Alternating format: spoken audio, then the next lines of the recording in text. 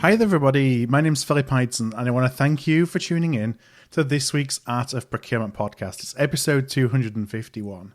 And in fact, last week we passed 2 milestones for the podcast. So we sailed through the 300,000 download mark since we began.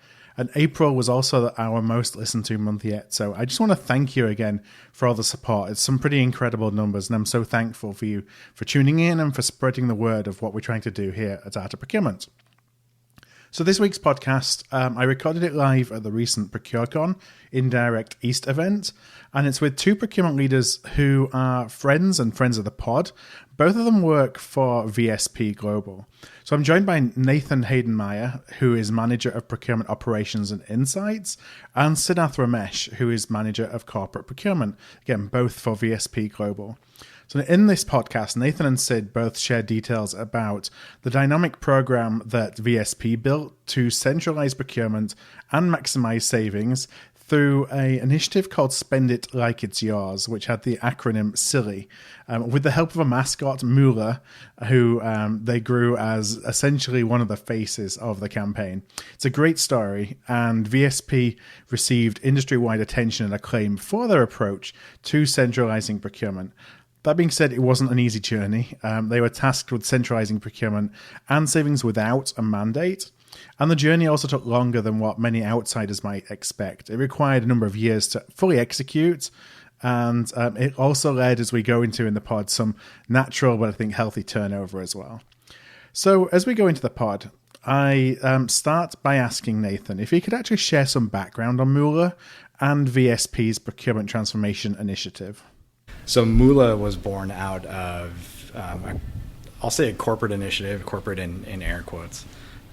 Greg Tennyson, our boss, when he came to VSP Global, was tasked with kind of centralizing procurement, driving savings. Oh, and by the way, there's no mandate. Figure it out. Type deal, right? So Greg took on a pretty, I think, innovative approach, and he worked with the management on his team at the time and our internal marketing folks and said, look, we need to do this. Let's make it kind of fun. So the tagline SILIY, Spend It Like It's Yours, was developed. And to support that, they created this 6'6" purple hairy monster called Moolah. Moolah is our kind of team mascot. And Moolah was this representation of really poor spending habits. So they did a series of video vignettes featuring Moolah. The first one, he's photocopying his hand. He makes like 100 photocopies. Right. In one, he pours a Monster soft drink on his keyboard because he wants a new keyboard. And then towards the end, and some of these you can see on Vimeo. I've seen a couple of them. I didn't realize you had more than the ones that are out there publicly. I think 2 or 3 are public. There's a series of 7. Right. Yeah. And in the last one, it's kind of funny. So he has this progression, and he becomes more of kind of a good steward of the company's money and good habits. So in the last one, there's this shady supplier. They're negotiating, and the VSP employee is kind of having a hard time with this guy. And so Moolah comes in from behind. Scares the crap out of this guy, and now the negotiations with Moolah, and Moolah's setting him straight. So it's a cool progression, and I think one of the biggest things that did for our procurement organization, one, it made it light and fun. Right. It kind of makes you approachable. I mean, it takes away from the fear that so many people have in working with procurement as, the old stuffy accounting, bean counter approach to actually. They're kind of willing to laugh at themselves, but also make this about relationships. Yeah, exactly. I think, too, so I think, one, it made us more approachable. Yeah. 2, I think in some people it made them realize that maybe that what they were doing probably wasn't the best thing. And when you have this unmistakable 6'6" tall monster as the shepherd of these bad habits, you kind of go, oh, maybe I shouldn't do that either. So that was good. And then from there, it really opened the door for procurement to just start helping people more, right? We had all these kind of taglines, what's your Moolah doing for you? And then we could go in and use that tagline and say, hey, what is your Moolah doing for you? Here's how we can help you use it better. And you had the pleasure of playing Moolah, right? I have been in Moolah numerous times. we were chatting right before the podcast. It's hot and sweaty inside Moolah. Yeah. And Moolah's a little old and shedding, and so you come out almost as purple as Moolah. Yeah. You got to watch the videos to kind of get the context. But, Yeah. I always share your approach with other organizations looking to go on a change journey. Some take the advice, most think, I don't know, this seems a little bit different. Like, was there any fear in doing that from your side in kind of putting this persona out in the world and thinking a little bit different, or was it like, it just seems like the right thing to do for our culture? I'm going to pass this to Sid. Moolah was in existence when I started at VSP Global. So how was Moolah? Oh, yeah. So I would actually say, there was no fear, because, we were starting from ground zero, right? We had to do something to get procurement established, get the credibility for procurement, start, have, people having trust procurement and learn about procurement in most cases. Because, as Nathan mentioned, procurement was very transactional prior to all of these efforts, right? Greg started, spend it like it's yours with the intent to centralize and reach out to all areas of, the business. And Moolah was the perfect, way to do that. Our company, one of our core values is to actually have fun. Yeah. And so that, I think, resonated very well when it came out with these, marketing messages, the video campaigns, the road shows. As Nathan mentioned, it resonated very well with everybody in the company, and people started taking procurement more seriously. Hey, yes, there's that fun part with Moolah, but behind Moolah is the it's all of the reasons why we should actually engage procurement and do things the right way. It's not just about a character and a cartoon and trying to create some fun. There's obviously a serious message behind it. Yeah, I think procurement partnering with marketing to do something like this is like probably unheard of, and so that's where I think we were really innovative in terms of doing that and then executing on that successfully. And it's paid dividends. Spend it like it's yours. What's a very successful program in terms of centralizing procurement, in terms of raising the procurement maturity level. And what has happened is it's now morphed into a company-wide program called Fiscal Fitness. Yeah. And it has sponsorship all the way from the C-suite across the company. The intent of Fiscal Fitness is obviously, to build upon the success of, SILIY, Moolah, and make it really inclusive, so that everybody in the company thinks that they are spending company money in the right way. Yeah. Everything from a perfect trip, if you're booking, airfare, hotel, to a large capex purchase, heavy equipment.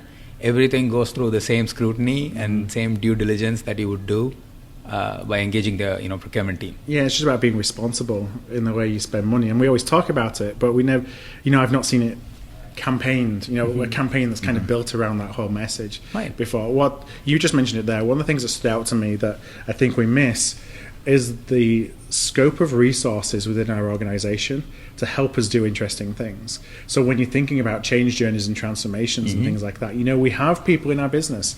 You worked with marketing people. There's product people. People are used to designing things to engage others, and yet it's such a rarity that we use those. I don't know whether it's a relational thing, whether we're not even thinking about it, or whether we think this is, they're focused on revenue, they're not going to be focused on helping an internal department. But pulling that together to create something is far more powerful than we as procurement could ever do on our own, because it's just not our skill set. Yeah. So we've taken the success of Moolah and the lessons learned, so building bridges between these departments, and we've reached out, because as procurement professionals, our goal is to add value, right? And to expect the company to understand what we can do or what we want to do is naive. So we go out very often, and we'll do roadshows, but more often than not, it's, hey, what problems are you facing? Yeah. Right? Tell us about the issues that you're having, and maybe we can help, or maybe we can't. Yeah. So we oftentimes, by taking that approach, we've found, especially in probably the past year or two, that we get involved in projects that we never would have before. Greg and Dennis, one of our colleagues, have gone to our sales organization and taught them how to respond to RFPs, right?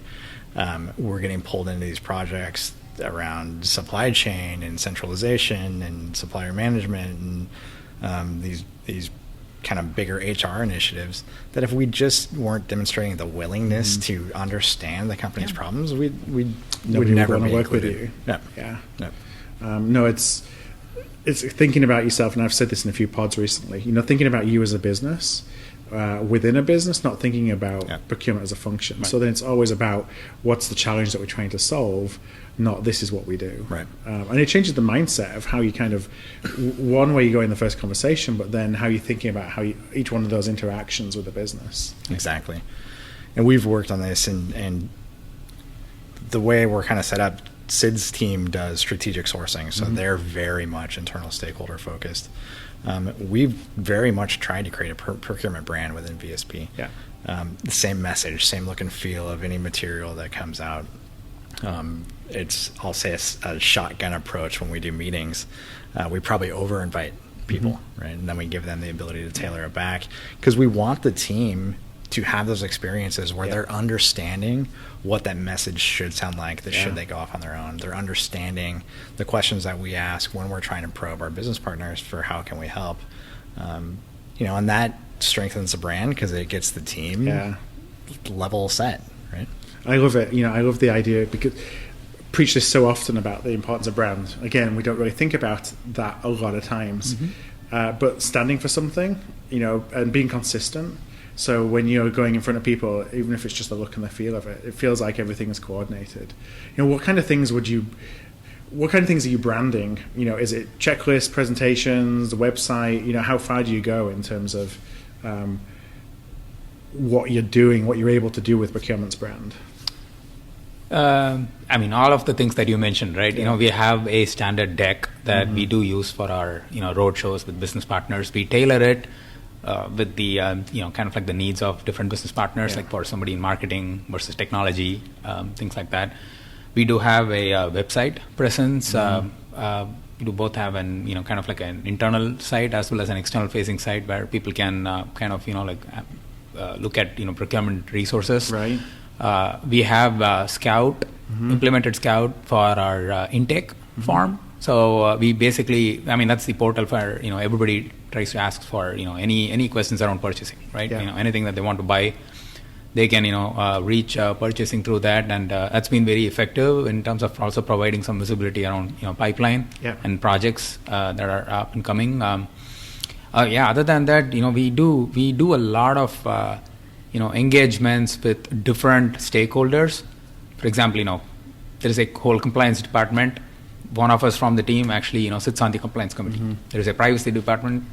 One of us again sits on the privacy committee. So that way we are able to kind of, get entrenched into some of the common stakeholders that any business partner has to deal with when it comes to, their specific project, whatever it is.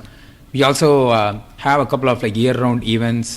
We do what is called a annual supplier fair, and that's been very, very helpful in terms of engaging with our key suppliers and getting them in front of our employee population. Right. So getting these, suppliers are used to dealing with mostly procurement folks and probably some high-level decision makers in the business area.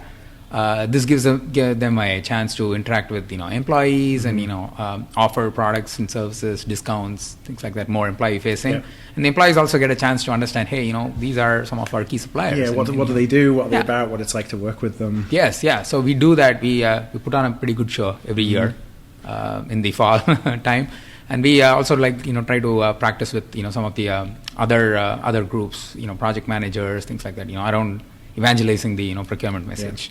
Now, would you say that so a lot of the campaign, the branding, everything is internally focused? It's about helping your team members be more responsible in the way they spend money. Has there been a kind of, I know you said about you have supplier days and you have interactions between suppliers, but has it changed the way that you work with suppliers? Have they seen an impact on what it's like to work with VSP because of the things that you've initiated from an internal perspective? So I would say yes. but my yes is really based off of two things. By creating that kind of consistent look and feel of the procurement team, I think our suppliers overall are getting, let's say, better customer service than they probably did in the past. Certainly more consistent customer service. VSP Global as a whole is interesting. So we've done a great job of centralizing procurement. Our supplier management isn't quite as centralized, right? And we're working on that right now.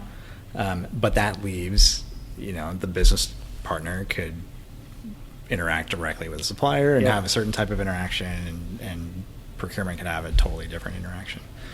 So what we're attempting to do is really just standardize that as well, and realizing that every relationship's different and has its different pros and cons, but to get the kind of consistent look and feel across the board to help our business partners understand there's better ways to interact with suppliers. So part of the whole process was to bring more consistency, as you said, to the way that you operate with suppliers, the way that you operate internally. Does that require, kind of embedding different skills and capabilities within your procurement group, so your procurement team has that capability to operate in that same way? Now, it doesn't necessarily mean that you got to bring in new people. It just means that maybe there's a way of helping them be consistent, spread the word in the right way. Was there work that went in behind the scenes to make sure that everyone on the team was consistent in that approach? Yeah, definitely. I would say in terms of just communications, messaging internally within the team, we often, we have, team meetings within the procurement team, as well as division meetings where we try to align on how we should be operating, right, and executing. We have a real good focus around continuous learning. Yeah. Every member of our team is actually certified in SIG's Certified Sourcing Professional program. That helps everybody get on a common foundation, right, around understanding how sourcing, procurement, all of this kind of works. The language and the language, yes, because even if you have come from different companies, different backgrounds, you've all used different procurement jargon, and so this helps kind of even out the understanding.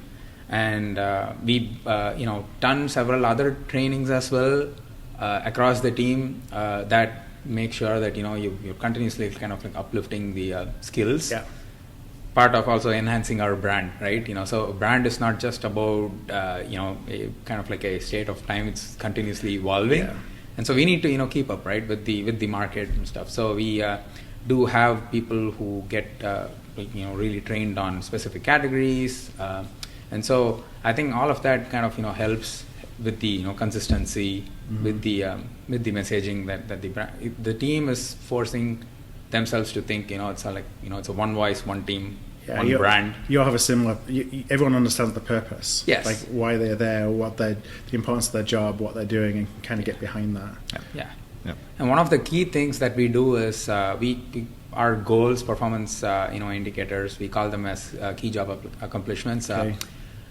We, as a leadership team, we try to see how we can make those, individual goals within corporate procurement travel, right, relatable to the, CFO's goals, right, because we report into the, finance organization, and so having that kind of relatability helps people understand. Okay, there's a method and a meaning to what I'm doing or why I am doing stuff. And also helps them understand that what they're doing also ties in and has a lot of value and visibility to the company's goals, right? Would you agree, Nathan? Absolutely. Yeah. And I think that the ability to tie the organization's goals down to the individual contributor, it just drives so much satisfaction and understanding of our team.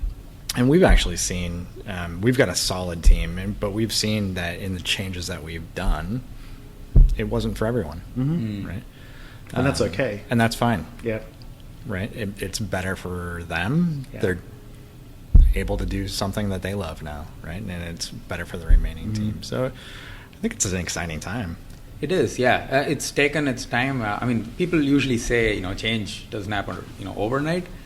In our case, I don't think it even happened over a year. It took several years, slow baby steps. But what has happened is we now have kind of gains that are more sustainable in the long run, and that would that's basically positioned us for a great future, right?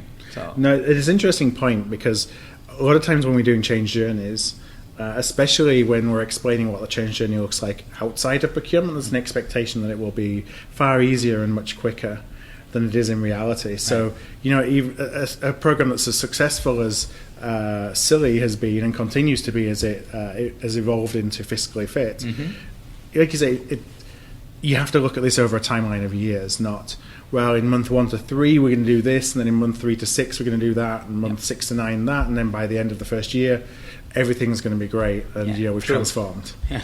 So it's such an important point that sometimes we try and do too much. We try and bite off more than we can chew, just of a desire to make an impact as quickly as possible. So how has this resonated? You talked about Fiscally Fit and how it was really adopted at a corporate level. How much support have you got from an executive level in SILIY going into Fiscally Fit, and how has that made a difference in the impact that you're able to create? Yeah, interesting. I think so. SILIY was very much focused on spend. Yeah. Right. The Fiscal Fitness Initiative, launched by Kate Renwick-Espinosa, the president of our insurance line of business, is very much a culture shift for the company. So there is a spend aspect to it. So I think SILIY really influenced that piece, being smarter about how you spend. Yeah. But it's what Kate's been able to do is morph it into, it's not just about spending. It's about using your time wisely. It's about being efficient with the activities that you're doing. It's about being smart at home. Right? So there's a big push also in VSP around just the personal knowledge of your home budget, right? And are you investing wisely? Are you saving for retirement? There's this real blanket feel to fiscal fitness, which is good, right? And it's from a procurement division, to have SILIY kind of be a part of that. Yeah, the impact that you're having over and above the initial intent, it's kind of taken a life of its own almost. Yeah, which is fantastic. And I think it's one of those things, the team understands it and gets it, and that's, they come to work knowing that, hey, we've in part had some influence over this organization-wide culture shift, which is great. Which is what most procurement professionals die for. Yeah, I mean, you just don't get that opportunity. Oh yeah. What's amazing is when you actually see how inclusive this program kind of turned out to be is you on our internal collaboration page, you almost on an everyday basis you see success stories, right, from every employee. They might have had something really cool happen at home, at work, and they all share it, tag it with Fiscal Fit. And that's pretty cool, right? Just to see the engagement, right, from everybody, and everybody's thinking, this is how I should manage my finances, both at home and at work. Right? Now, I know that it's coming up on time to wrap up because we have other panels to be on, and such as the joys of being at a conference. I had one last question. We talked a lot about the past, we talked about the present in terms of how it's morphed into Fiscally Fit. What does the next 3 years look like? How are you going to continue this evolution? Yeah, good question. Everything in the past opened up a lot of doors for us in the future. So jump in at any time. There's, I think, 3 big kind of initiatives for the future. One is really to develop a supplier management program that we can standardize across the company, and add value in a way that we haven't added before. 2, we're starting to get more involved into some of the supply chain initiatives. So as we think forward, we need to start applying some different skill sets to how we're going to do work going forward. But as a team, one of the big things that we want to do, procurement's beated the trusted advisor horse to death, right? Or beat the trusted advisor horse to death. And so our goal, we still want to be that advisor. We still want to garner the trust of the business. But going forward, our goal is to be a strategic partner, meaning we're not knocking on their door. right? They're actively seeking us for Right. advice on what needs Yeah. to get done, whether it's with a purchase or not. Yeah, it goes beyond the traditional thinking of what procurement is. Yep. Kind of rethinking the art of the possible for Exactly. the roles that you can play, but commercially, as opposed to just with a procurement model. Yeah. Exciting. And yeah, you just want people to share information more freely. Get to that level where people are comfortable sharing budgets. Yeah. People are comfortable sharing what their roadmap is, knowing that procurement is having their back in helping them execute to those roadmaps or whatever. Yeah. Right. So I think that's where our future is going to be focused on. Is again, we've done tremendous progress over the last 5 years, but it's all about moving the needle Yeah. and seeing how we can keep taking some more of those baby steps and inching towards more mature procurement organization. Well, I love I love the journey that you're going on. I love the way that you've approached it. I think I speak to so many people and encourage them to do the same things that you're doing because I think it's best practice. I'm really excited to kind of keep checking in on the journey to see how you're going, how you're evolving and taking it to the next step. Yeah. So thank you very much for joining me today, and I'm sure we'll be inviting you both on the pod again, hopefully sooner than later. Sure. Looking forward thank to you. it. All right, thanks. Take care. Thanks, Thank Phil. you, Phil. Bye. Hi there, I want to thank you for tuning in to today's podcast. You can check out all of our back catalogue at artofprocurement.com/podcast, where you can also subscribe to our newsletter to make sure that you never miss an episode. And if you found value in today's show, I'd love if you would tell a peer, or perhaps go and rate and review by going to artofprocurement.com/review. Word of mouth really is the best way to help the podcast grow, and if you're able to do either one of those things, I would truly appreciate it.